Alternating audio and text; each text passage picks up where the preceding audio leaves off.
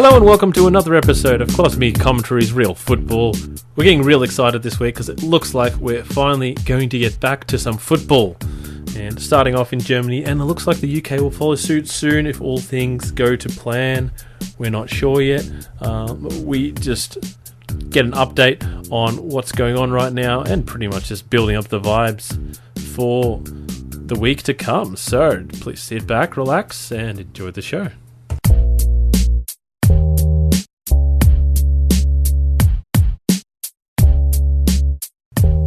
Joining us today, we've got Cos and myself. Cos, it's getting closer, but you have a bit of pessimism looking towards what could be the start of the new season.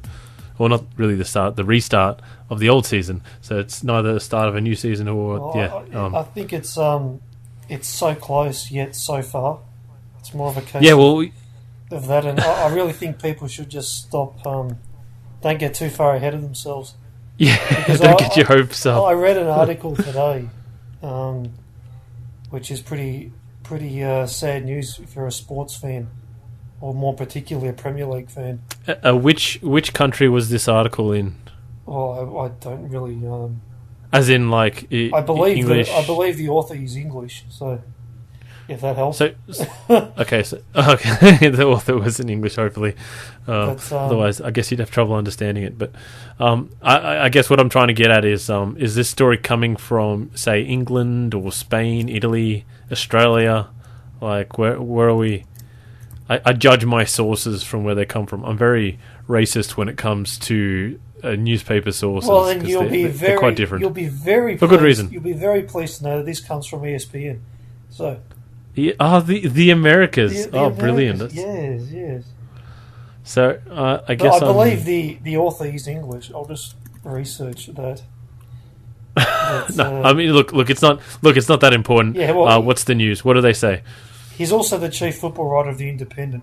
Anyway, the Premier the League, UK Independent, the UK, yes. He's revealed this man, if he's correct, that the clubs have now considered for the first time cancelling the EPL season and settling it by non-playing methods, such as current positions or average points per game. So I think this was always on the cards, though. I don't think this is new. The quote is, "I'm happy to reveal that the curtailment of the season was discussed for the first time, but the contents of that discussion have to remain confidential." So, look, well, that's not good news. You really need to be pessimistic to take that in a negative way. I mean, what do you mean? Well, I mean, I heard about this earlier. That obviously they need to think of what will happen if they can't play out the season, if they need to cancel the season, how they're going to sort out the points based on it was current positions or whatever for the first time. Yeah, that's the thing that they would discuss with the clubs for the first time. That is on a negative trajectory. Yeah. What do you mean? Because if they haven't discussed it before, this is the first time. No. So the season. So here's my understanding. My understanding is that it hadn't been discussed in the meeting before, but the EPL, the FA, or whoever runs the EPL, had already looked at the options, and this probably was just the first time that they've discussed the options with the clubs. So from my understanding, all the clubs want to, get the restart happening. But some have objections to the way that the restart's happening. For example, Watford were saying essentially that the home, because they want to play it on neutral venues. That was one of the conditions of the restart. They want to play on neutral venues so that the fans don't aggregate near their home pitches. I was in like. They're scared that the fans are going to be coming up to the stadium basically and coming together in big numbers and causing outbreaks and things like that. And there's a whole bunch of reasons why that's just a bit absurd. But Watford even quoted Liverpool as saying that they will guarantee that they will essentially give instructions to their fans to not do that, even if they, when they win the title, because there'll be a massive temptation if they do restart, that given certain results go a certain way, Liverpool would probably secure the title within a few game weeks. In which case, the temptation for the fans would be to just all go to Anfield and go, yay, we won. I mean, they could do that anyway, even if they're not playing at Anfield. So I don't really see the reasoning behind. The fans will come and swarm the team, in this in this pandemic, essentially. Ian Watford's basically saying, look, if Liverpool can guarantee that's not going to happen in that circumstance, then I don't see any reason why you would think that the fans of other clubs would just all show up at the stadium to, I don't know, watch the game or shout from the outside. Or it's not like, I mean, you could not have it on screens outside the stadium, in which case there is absolutely no reason for fans to come to the stadium. It's a strange argument. And on top of that, they even said that they would like to be at their own grounds because it would be easier for them to coordinate everything as well. So for safety reasons, it's going in the other direction. Also, however, the Watford, I don't know who it was, the owner or the chairman or the representative, but they were saying, well, look, I'm just going to be brutally honest here. I don't really care about the other clubs. This is all in self-interest, So, and all the other clubs are going to be making decisions based on their own self-interest. And sometimes they're going to align, sometimes not. But generally speaking, I think you should expect all clubs to make a decision based on their position. So Watford's position, they'd be happy to just continue to rather, if it was cancelled. So they're going to make it as difficult as possible to, they can make, demands and say, oh no, I'm not going to continue the season like this. This is a farce. This isn't a real thing. You can't have this mini 9-game league at neutral venues to finish off the season. It's unfair and unjust and something. Because if the season's cancelled now, then Watford stays in the Premier League. So that's what I'm getting, cause. But I haven't heard anything saying that when you say the first time that it's been discussed to cancel the league, I don't think it's the first time it's been discussed in the sense that, all right, guys, we need to start thinking about, I think we're going to have to cancel the league. I think it's just in the sense of, by the way, guys, in case we do have to cancel the league, this is what we've come up with, essentially. Does that change your opinion of that news story, or are you still pessimistic? I'm pessimistic, yeah. I mean, you're pessimistic anyway, let's be real. I am always, I am a glass half empty kind of guy, you know that. And look, I am pessimistic. I mean, look, the amount of the UK is suffering so badly with this virus, and who is the UK? And the UK, yeah. And I just the situation is getting better, much better though. Yeah, well, I hope so, and very rapidly. I hope so, but we'll just have to wait and see. I guess the other worry is if they do start, easing. Because are the UK under restrictions, like the people? I'm sure they are. Oh yeah. So, they're under quite substantial restrictions, from my understanding. Not quite as bad as some countries, but I hope they do start playing again, because obviously behind closed stadiums, because obviously you can't have people congregating, but. And just like the Premier League clubs, serving a bit of self-interest here, Cos? Well, the question is, what did you say? I didn't catch that. I was saying, just like the EPL clubs, serving a little bit of self-interest in wanting the season to start again. Yeah, well, of course, but the other thing is, is the virus really going to spread if they start playing again behind closed doors? I don't think that's going to be a major reason why the virus would spread. So, well, I think the only real not even a concern, but the reality is that obviously the tests have been limited. They're a bit more expansive now with the testing. They've been able to test people who just have mild symptoms. So there's been a few spikes, like here in Australia, there've been sort of a very, very, very small spike of more cases, but that's because basically there's a more expansive testing regime now, and they're checking more people. Also, some people are being idiots, which is inevitable. But what I've been noticing is that both in terms of the death rate and the infection rate, it's sort of like a weekly cycle. There's one stage of the week where it's like on the rise, gets to a peak in the week, and then it drops again.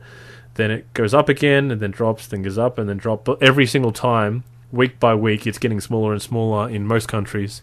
Not Russia. Russia, it's sort of steady or increasing. Well, Russia just started, really. So yeah, exactly. In South America, they're getting hit pretty hard as well. But even in America, they're going down, their numbers. So they're going down. The numbers are going down in the US. Yeah, are they? Okay. But yeah. But that said, just because they're still very, very high, the numbers in the US. But in other countries in Europe, it's all in a very it's looking very promising, going down. The countries that are in trouble in Europe that are doing the worst, other than Russia. Is it really going down in Europe? I mean, Spain had 3,480 new cases, and the UK had 3,877. Yeah, but the new cases, whereas Italy had 700. They're not necessarily actually new cases. They're just reported. They're just cases that they found that weren't found yesterday. So it's not necessarily that they're all getting infected. No, I know that day how to it day, works, but the numbers are still there. I mean, yeah, but I mean, I'm keeping my eye on the death rate mainly because that's the only thing that we're relatively that's the most certain thing we have, because the infection rate, not everyone's being tested. They're testing more people now, so that is true. That number's naturally going to go higher. I'm actually looking at the number of people that are in a serious and critical condition as well. Yeah, that's another important stat. The good news actually is that Italy that's are now decreasing under 1,000. Yes, 999, yes. But that's a good place to be. That's a very. But really, the countries that are in struggle town are Russia, France, and probably Belgium. I'd say that they're in Europe, that is, and they've all, well, not Russia, but France and Belgium have cancelled their leagues. The Netherlands are also not great, but they're actually doing quite well considering the situation they were looking to be in. So it's not all.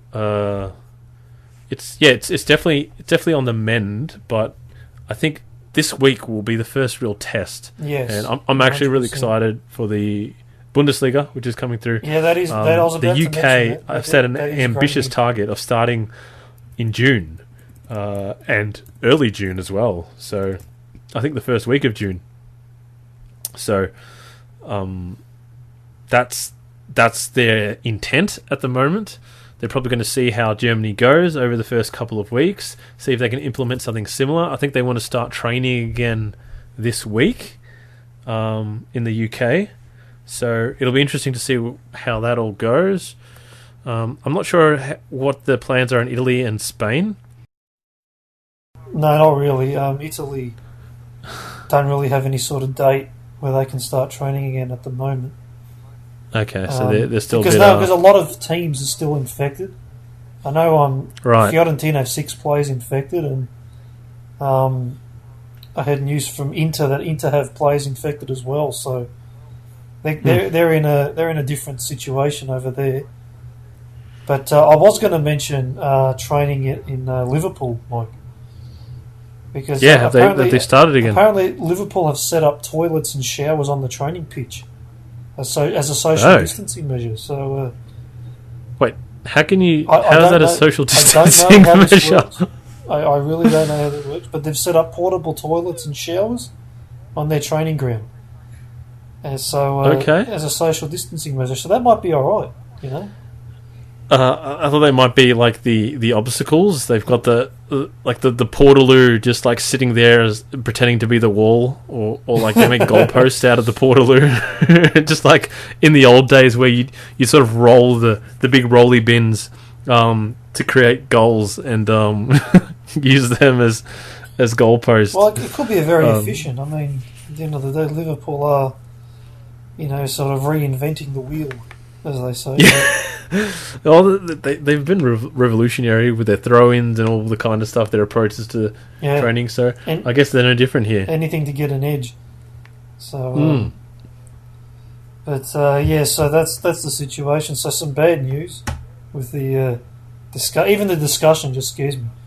But the great news is that yes, the Bundesliga is back and the numbers are going down. And the UK and it looks like the EPL are looking keen on starting it as well. So it's optimism at the moment for sure. And did you mention earlier about the games being at the grounds of the teams? Like there's no neutral venues; they prefer it to be the games. Well, in the Bundesliga, yes, they're having it at the as they're supposed to be. They're playing at the right places, but I don't know. I think it'll be interesting. I think it would be nice to have I don't know. They're just doing stuff to get into the heads of their opponents or something, and have like fake crowd cheers and stuff like that when things are going well, and like have a guy at the stadium, right? This is made up, by the way. I'm making this up as I go. Yeah. So they got like a guy at the stadium who's basically like a DJ, right? And just as the situation's unfolding, he's sort of got these like sound buttons and things like that for different situations when when the when the team gets the ball and they're getting closer to the goals, and the crowd just sort of like slowly increases their volume, like oh, and like as they get closer, and they gets the play sort of going, and then obviously like when it's like a near miss, like and then like the opposition tackles them badly, and they're like, referee, They could definitely explore something like that. I would definitely be behind that. That would be they should get Craig in St James Park, and he'll get the turntables going and just get the crowd going. Oh, I tell you what, if Craig just videos himself doing his gig and just sends it to Newcastle, they will hire him within 5 minutes. Get the beats going. No, I am being a bit optimistic here. Will be back there quick smart. There's a lot of calls to get him back in, but I was going to say the Bundesliga now. I am getting excited, and to get more excited, because you will remember this fondly or unfondly. If you're not excited enough about a game, all you got to do is put 20 cents on the team you want to win, and suddenly it is the most important thing of the entire week. And I went really bold this week. I put $1 on every Bundesliga game to end as a draw in the first week. Hopefully all the games actually get played. Yeah, well, that's... But it's because it's just $1. I don't really care. $9 altogether. And I just need 3 of them to come through, and I'm good. Have they been training heavily for this, or because you probably got to? So they've only really been training for like 2 weeks. Like if both of the teams are off, the games are probably more likely to end in a draw. Well, that was my logic. And the thing is, they've only been not training for about a month, so it's not like they've been out for that long, because they stopped playing kind of late anyway, and now they're starting up earlier than anybody else, so they seem to be more on top of the situation than anyone else. But my logic is a bit like if anybody watched the Champions League final last season, it was just abysmal. Both the teams were just Liverpool and Tottenham were quite terrible. In the end, Liverpool just had I don't know, some sort of mental edge or something that really got them over the line. But in terms of the skills on offer. But the other thing is, what came to mind was that really this is going to be a test of which teams are the most mentally prepared. It's basically like the first game of the season, without preseason friendlies. So it's kind of even more of a so let's just say the teams will be a lot less match fit than you'd expect them to be at this part of the season. So it'll be interesting to see if my I've thought if I'm going to make this prediction that there's going to be a number of draws, then I thought I'd put my money where my mouth is and just put down the dollar. So we'll see what happens there. And then if it goes well, I might do it for the Premier League as well, if they actually start when they say they're going to start. So that'll be interesting too. But Liverpool, you kind of want to expect them to win just because they're, I don't know, mentally, they're just monsters. I don't know. I don't even know what teams will be playing. Look, Liverpool will win the league. There's no worry there. But I mean. But will they win the first game back? That's the question. There's no. And if they don't, the odds will be great for that. Yeah. Be fantastic. But no, you were going to say something. In Germany, the pick of the week is Dortmund and Schalke playing each other. So at least there's a good game to watch. And yeah, there's actually genuinely a good game as well. So that just sort of adds to the. And we're trying to find some normality again, but and this is some sort of small light at the end of the tunnel here. But obviously, football's not the most important thing. But it's good to see something coming back and giving some joy to people, hopefully. So, yeah, definitely. And there was a tweet earlier in the week, on the 10th of May or something like that, which was the day that Liverpool was going to play their last home game against Chelsea, and they would have been handed the Premier League trophy on that day had the season kept going. Didn't happen. So a bit of banter going around there that laughing at Liverpool fans while people still can. Well, these are the last days. You got to let people enjoy their last days. I mean, you got to squeeze every last drop out of this. That's what it's about. Yeah, people are like this. This is it's the end, Mike. The era's over. This could not have happened.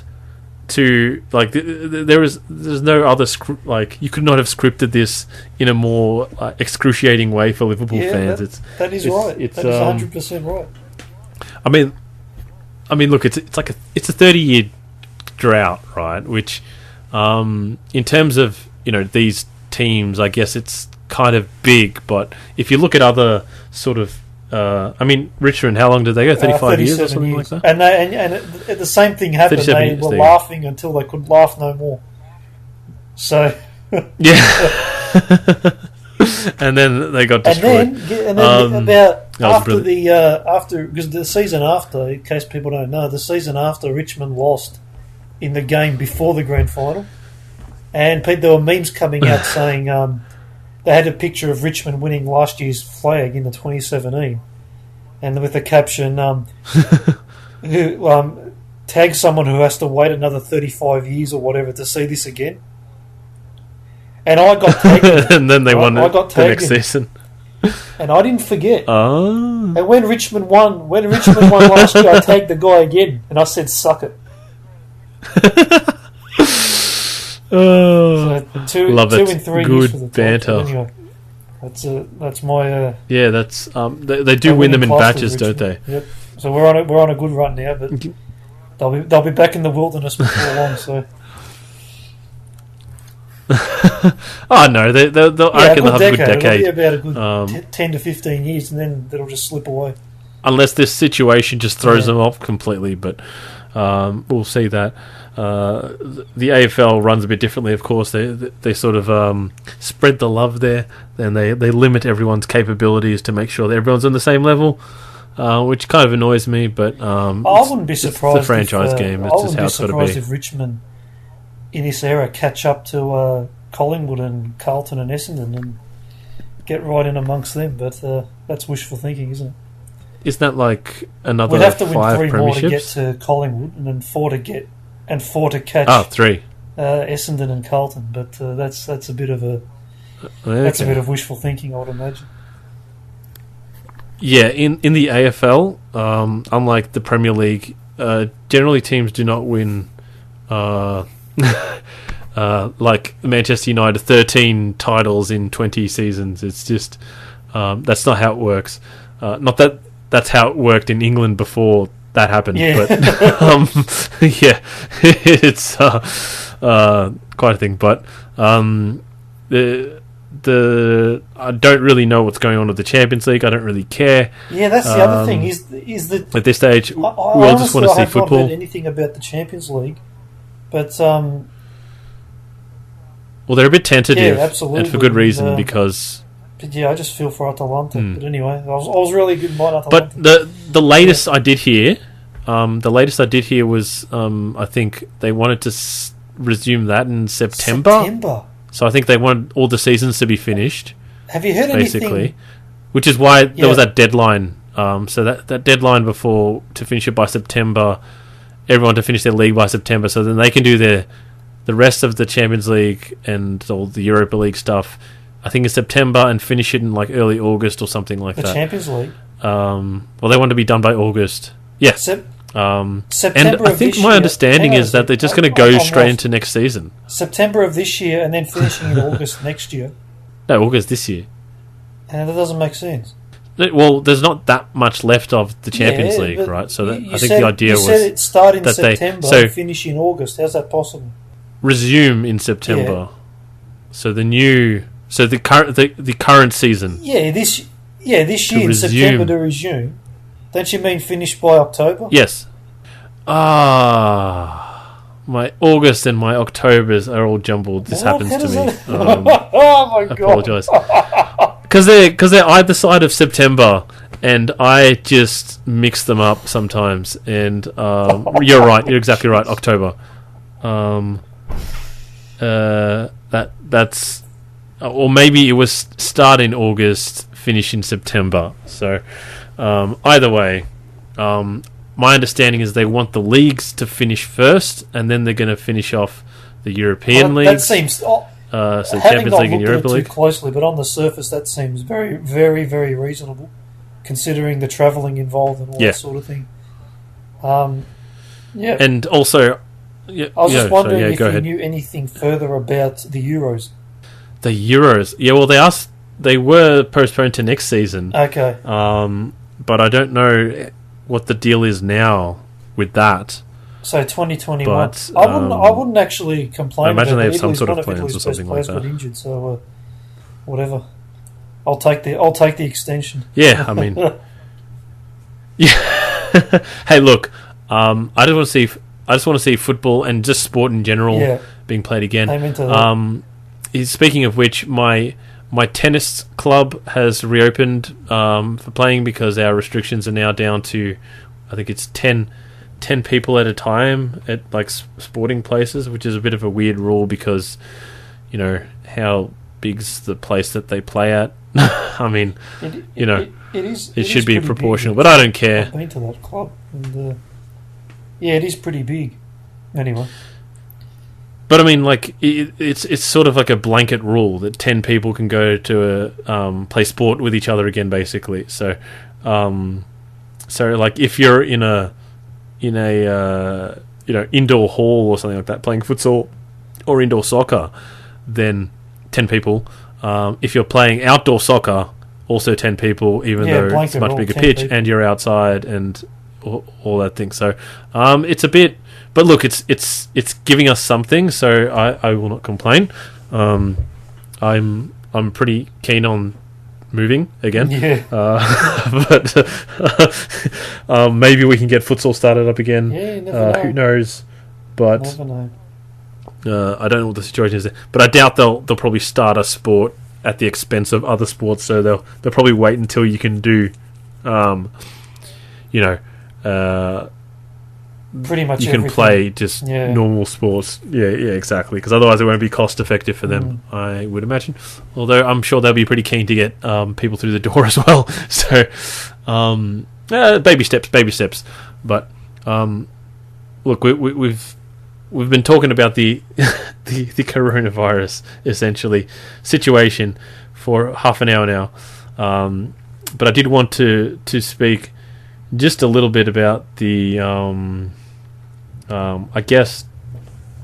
Actually, Cos, before I go into anything that I wanted to talk about, did you have something else on your plate, or was it just that's pretty much your dot points covered? To get off my chest.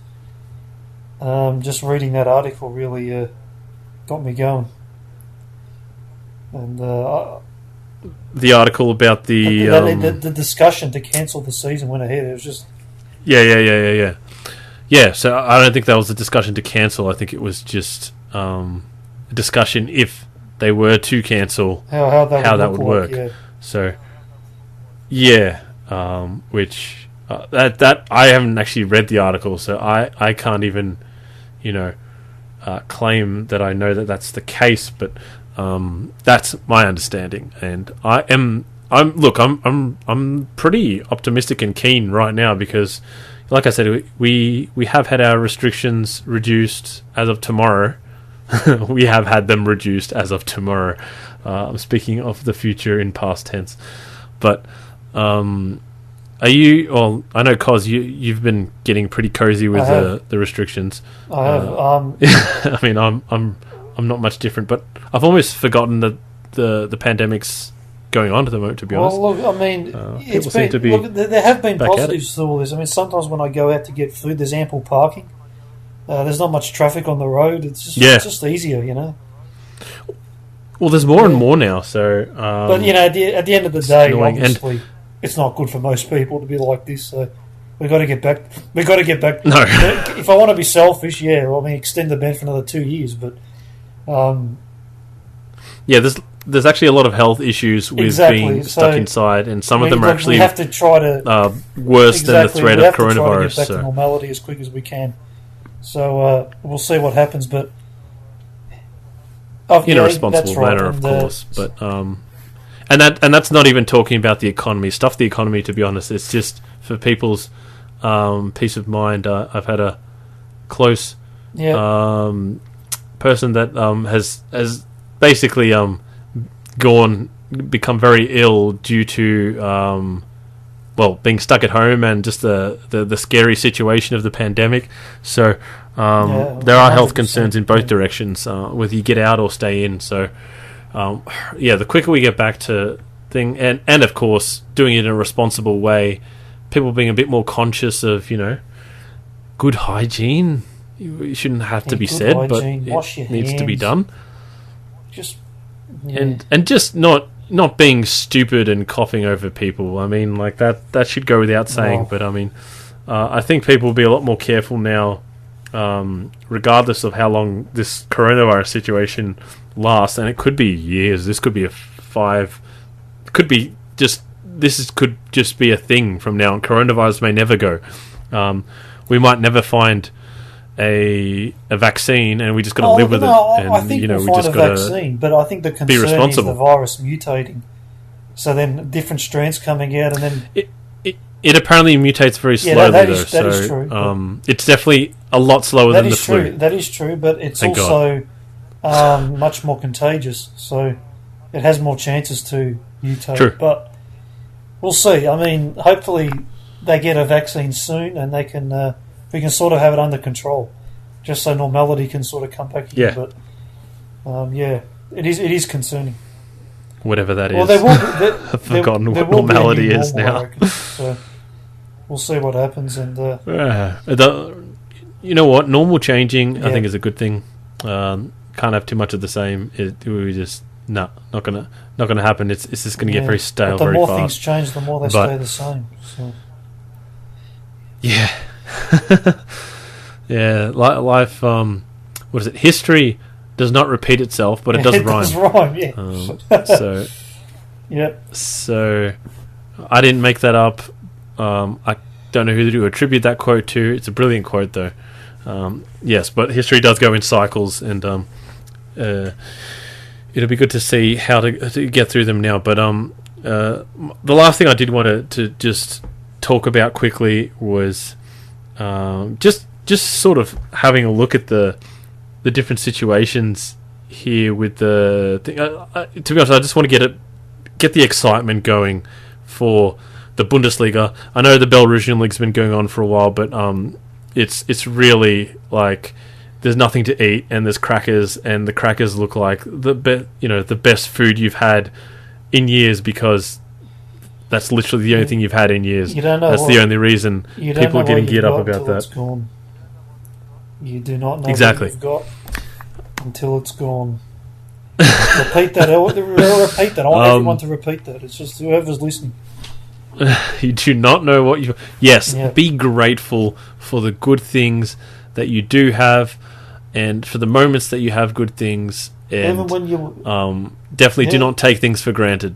Do not take people for granted. Do not take all the things you have in life for granted, and you will have just a much better life, in the sense of you seriously, like, if gratefulness is kind of like the end goal. It's not it would be nice if it's if you had nothing else and you were grateful, you'd be fine. Like, that's how powerful that is. So when you wake up and you see the ceiling, be grateful. Be grateful there's a ceiling. No. Well, if you see the ceiling and it's not on your face, be grateful that it hasn't collapsed on you. So. But yes, really getting geared up for this weekend. Really excited. Bundesliga. What did you say the fixtures were, Cos? So there's Dortmund against Schalke. I should know what these are, because I put $1 bets on all of them. That's the pick of the... But I have no idea who's actually playing. I didn't care, because that's not part of the deal. My prediction is just that it's going to be tough going for all the teams. And no, I do. You don't have the fixture list, do you, Cos? Because we've got Leipzig and Freiburg, and Hoffenheim's playing Hertha Berlin.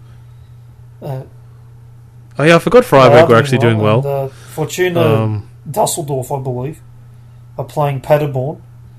If I say these wrong, I apologise. And All right, I've got it here. So, that's... Look, to be honest, the German league is just quite... Look, Frankfurt and Mönchengladbach are really up there too. So, really, it's just... It's a league of... And you've got Cologne and Mainz. And you could say equality. Munich are playing Union Berlin. So... who aren't doing too well. Yeah, but newly promoted, actually doing okay, last I checked. Oh, well, considering they're newly promoted, they're doing okay. They're just a bit lower down. But yeah, look... the German league is, for those who haven't actually watched the German league, it's just a great league. Yeah, it's very competitive. It is arguably, you could say it's sort of the best league. If Bayern, put it this way, if Bayern didn't exist, it would probably be one of the best. And they're competitive in Europe too. That's the thing. Like, it's not like, like they're just, it's like, oh no, they all suck, like in France, like you got PSG demolishing everyone, and then everybody else just, when they're in Europe, they just lose to all the teams from other countries. The German leagues are... But Dortmund, Leipzig, the German league's Leverkusen, Schalke, it's a quality league, good intensity, great crowds. Apparently the most basically watched league in Europe, from my understanding, just because they actually take care of their fans there. It's a wonderful league, so I'm really excited for the German people and the German league, and cause I'm really keen on this. And Dortmund, Schalke, what a way to start the week. Not that anyone really understands the context of that, but there's Schalke's got long history. Dortmund also, so two very historically backed big clubs. Rivals, big rivals. Looking forward to this, cause. But I think we'll wrap it up there. Happy to do that, cause. Totally happy. I've been very happy with this. Good.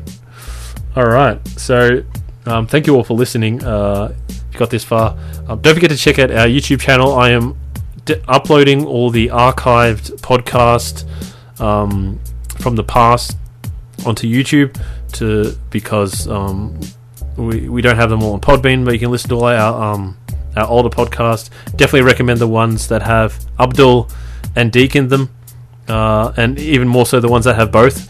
They're great. And just Craig, if you want to hear some interesting stories about England. But thanks to everyone for listening, and we will be back next week. Hopefully we'll do this not remotely but in studio as well. Yes, in studio, and we might be getting back to videos again. So just really keep an eye on YouTube now.